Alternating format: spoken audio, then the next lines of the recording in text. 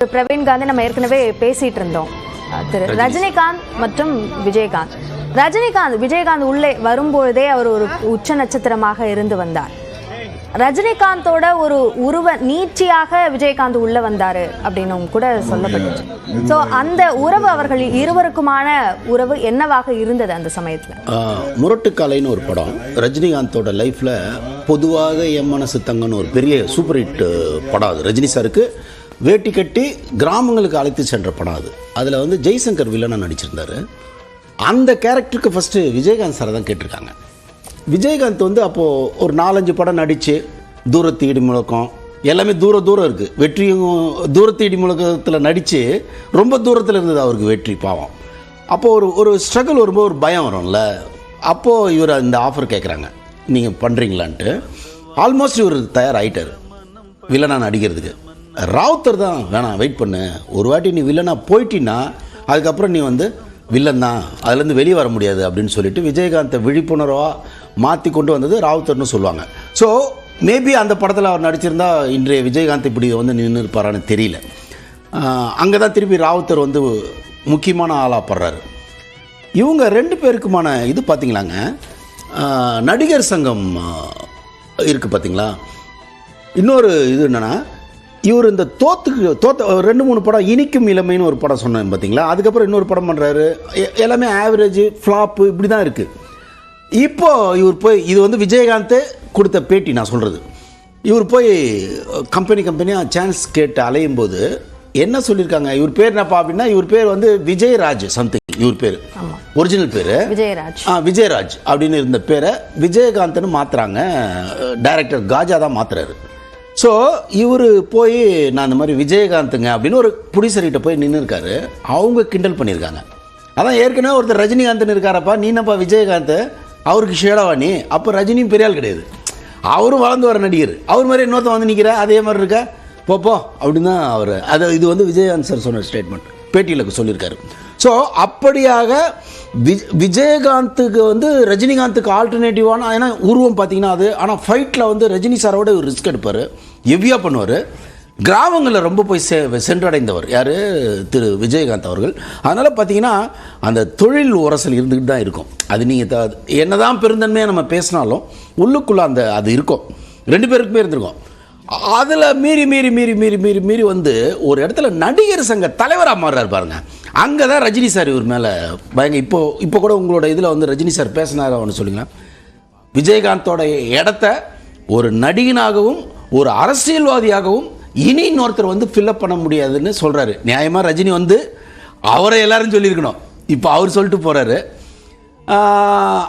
அந்த வார்த்தை எங்கேருந்து வந்ததுன்னா ரஜினி சாரோட இதயத்திலேருந்து வருது.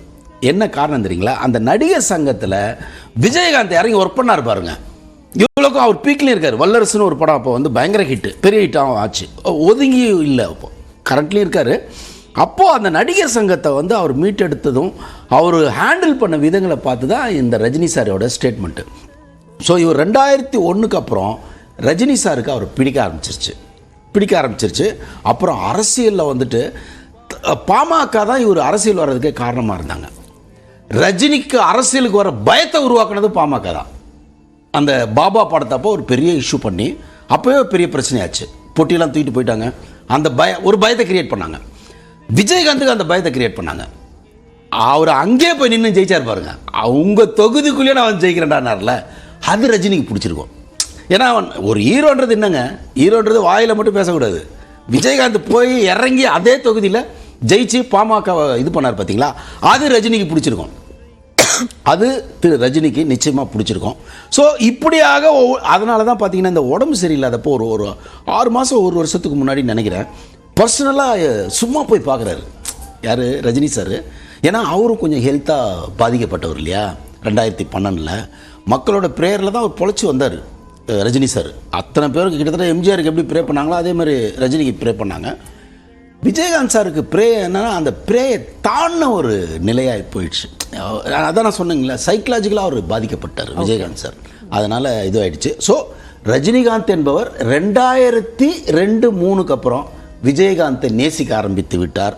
ஒரு காலகட்டத்தில் அவருடைய உடம்பை பார்த்து தவிச்சு ஐயோ விஜயகாந்த் நல்லா வரணும்னு ஆசைப்பட்டவங்களில் திரு ரஜினிகாந்தும் ஒருத்தர். ஓகே, திரு விஜயகாந்த் அவர்கள் அரசியல்ல செய்த புரட்சி என்பதும் மிகப்பெரிய ஒரு விஷயமாக பார்க்கப்பட்டது. ஸோ அந்த பக்கத்தை நம்ம பேசுறதுக்கு முன்னாடி பொதுமக்கள் சிலர் அவர் சார்ந்த உருக்கமான நிறைய தகவல்களை பகிர்ந்திருக்கிறாங்க. அந்த பேட்டிகளை தற்போது பார்க்கலாம். இன்னொரு பிறவி இல்ல, அவர் எவ்வளவு பேருக்கு எவ்வளவு சொன்னாலும் இன்னைக்கு அவரு குழந்தைங்களுக்கு நல்லது பண்ணலன்னு பெரிய வருத்தம். எவ்வளவு கோடி இருந்தாலும் கேப்டன் மாரி ஒரு ஆள் கிடைக்க என்ன கூடிய ஆளு. அதெல்லாம் எங்களுக்கு 1000 பேர் இருந்தாலும் குழந்தைங்களுக்கு இன்னைக்கு அப்பா இல்ல நிக்குது இல்ல, அது எவ்வளவு பேர். கேப்டன் அவர்கள் தமிழகத்துல சில தமிழ் மக்களுக்கு எல்லாத்துக்குமே நன்மை செஞ்சவர். அவரை பிரித்து வர்றது நம்ம தொண்டர்கள் வருத்தமா இருக்கு. அற்புதமான தலைவர், தமிழினத்துக்கு மற்றும் ஒரு தலைவராக வந்தவர். ஆசிரியருடைய போராட்ட களத்திலே நான் சென்று அவரை சந்திக்கும் பொழுது அந்த கோரிக்கையை விவரமாக கேட்டு ஆசிரியருடைய அரசுடைய பிரச்சனையை தீர்க்க அறிக்கையை வெளியிட்டவர். ஆசிரியர் பிரதிநிதியாக மாணவர்களுக்கு முன்மாதிரியாக, குறிப்பா மதுரை மண் என்கின்ற மதுரை மண்ணுடைய ஈரம் நிறைந்த அந்த மண்ணிலே மனித நேயத்தோடு உண்மையை உறக்க சொன்னவர். ஒரு சிறந்த போராளி, பதவியை துச்சமாக நினைத்தவர். உடனடியாக அவர் எதிர்க்கட்சியாக தலைவராக வந்தது தமிழக வரலாற்றில் அவர்தான். அப்படி அற்புதமான ஒரு தலைவருடைய இழப்பு, பேரிழப்பு. கேப்டன் போற ஒரு நல்ல மனிதன் இதுவரை பார்க்க முடியாது சார். இனி எந்த அரசியல் தலைவர் பிறக்கலாம், நடிகர் பிறக்கலாம், ஆனா இந்த மாதிரி ஒரு தலைவனை இந்த நாடே சார் யாருக்கா பீச்சில் செலவிக்கிறாங்க. தலைவனுக்கு செலவைக்கு சார். ஒரு நல்ல மனிதா, பசிக்கு வந்தவங்க சாப்பாடு போட்ட தெய்வம், அந்த தெய்வத்துக்கு ஒரு செலவை சார், பீச்சில் ஒரு செலவைக்கு சார். இதான் தமிழ் அரசு கண்டிப்பா கேட்கிறேன் சார். உண்மையாலுமே எம்ஜிஆர் வந்து கிறிஸ்துமஸ் அன்னைக்கு மறுநாள் என்மையா இருந்தான்னு சொன்னாங்க. அதே மாதிரிதான் இவரும், அதான் கருப்பு எம்ஜிஆருங்கிறது. அவரும் 2 நாள் தான், 2 நாளுக்கு அப்புறம் இறந்துட்டாரு. எங்க குடும்பத்துல எல்லா குடும்பத்திலயும் ஒரு கேப்டன் இருக்காரு. பெரியவங்க வரைக்கும் தெரியும். இவர் மாதிரி யாரும் வராங்க. ஏங்க, நான் சொந்த பணத்தை யாருங்க தருவா, செலவு பண்ணுவா? இன்னைக்கு இருக்க அரசியல்வாதி யாருங்க தருவா? கேப்டன் மாதிரி இனிமே ஒருத்தர் பிறக்க முடியாது. கேப்டன் மாதிரி யாரும் இருக்க முடியாது. எந்த நடிகரும் சரி, எந்த அரசியல்வாதியும் சரி, தானா தர்மத்துக்கு கேப்டன் ஒருத்தர் தான் நல்ல ஒரு மனிதன். அந்த அவர் இல்லனா நாங்க இல்ல. எங்க ஒரு ஆர்வமா இருக்கும் கேப்டனை பார்த்து. எங்க உயிரத்தை கூட அவர் இருந்திருக்கலாம். எங்க ஒரு இதயத்தை குடுத்துருப்போம், எங்க உயிரை குடுத்துருப்போம், எங்க தானம் பண்ணிருப்போம். எங்க கேப்டன் உயிரை இருந்தா போதும். எம்ஜிஆர் சமாதி பக்கத்துல வைக்க கூடாது, வைக்கலாம்ல. அவரை மாதிரி ஒரு மாமனிதன் யாருமே இல்லையே. எங்களை விட்டு போயிட்டாரு. எங்களை விட்டு போகும்போது எங்களால முடியல. அவர்தான் எங்கள் காவல் தெய்வம். சினி உலகத்துல வந்து அவரை மாதிரி சாப்பாடு போட்டவங்க யாரும் கிடையாது. நல்ல மனுஷன், நேர்மையான மனுஷன், எதிர்கட்சி தலைவராக இருந்து நல்லா இது பண்ணிருக்காரு. அவர் நேர்மை ரொம்ப பிடிக்கும். சின்ன வயசுல இருந்து நான் கேப்டன் ரசிகர். இந்த மாதிரி கூட்டம் வந்ததே கிடையாது. என் கேப்டன் தலைவனுக்கோசம் இவ்வளவு கூட்டம் வந்தது. 3 லட்சம் பேர் வந்திருக்காங்க இன்ன வரைக்கும். சென்னை நோக்கி இன்னும் வந்து கொண்டே இருக்காங்க. கேப்டன் விஜயத்தை பாக்கிறதுக்கு. காமராஜர் இழந்தோம், அதுக்கப்புறம் விஜயகாந்த் இழந்திருக்கிறோம், அவ்வளவுதான். உண்மையிலே அவரும் வந்து ஏழை எளிய மக்களுக்காகவே வாழ்ந்தாரு. எதுவுமே தனக்காக எதுவுமே பண்ணாம, தனக்காக எதுவும் யோசிக்காம ஏழை எளிய மக்களுக்காக யோசித்த ஒரே தலைவர் காமராஜருக்கு அப்புறம் விஜயகாந்த் தான்.